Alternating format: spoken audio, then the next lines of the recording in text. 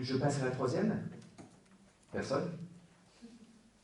Alors, la troisième personne, c'est l'Esprit Saint. Alors, ça va être, comme toujours, un tout petit peu moins satisfaisant.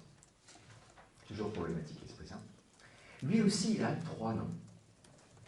Alors, le nom le plus commun, c'est l'Esprit Saint. Bon.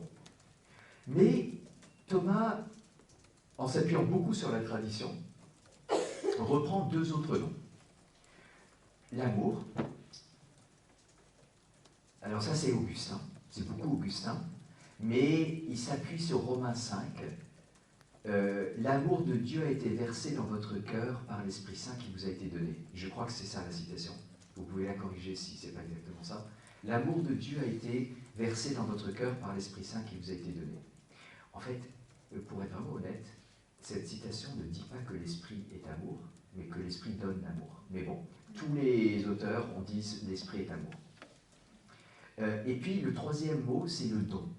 L'Esprit est don. C'est beaucoup Hilaire de Poitiers au départ, et puis mais ça a été repris par Augustin, ça a été repris par beaucoup. Que l'Esprit Saint, c'est plus basé bibliquement que amour, parce que qu'est-ce que dit Jésus aux disciples à l'Ascension? Attendez le don. Attendez le don d'en haut, le don que le Père va vous faire. L'Esprit vous sera donné. Donc l'Esprit est donné.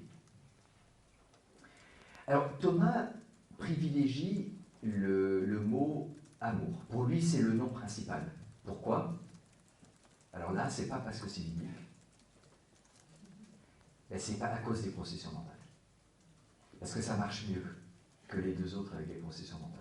Donc il va s'en servir comme clé pour les 2 autres. Il va dire, comme l'esprit procède selon la 2e procession mentale de la volonté, le nom propre le plus adapté pour l'esprit, c'est l'amour. Bon, dommage que la Bible ne soit pas d'accord avec lui, mais bon, ça c'est une autre question. En tout cas, c'est l'amour. L'esprit est d'abord amour. Alors, je vous ai déjà expliqué cette impression en soi, l'accroche, quelque chose qui en soi nous prend et nous tire vers l'autre, qui nous pousse vers l'autre. Mais donc, c'est intéressant, c'est que quand on regarde les 2 personnes, la 2e et la 3e, la 2e personne, c'est plutôt ressemblance et forme. La 3e, elle n'a pas de forme. Elle est un mouvement. C'est aussi pour ça que c'est plus difficile de connaître l'Esprit Saint. Il a moins de forme. Il est un peu informe.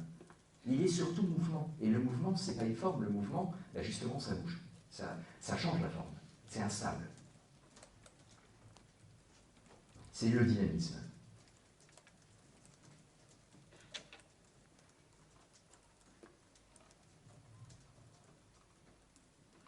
Et de même que Dieu connaît dans le Verbe,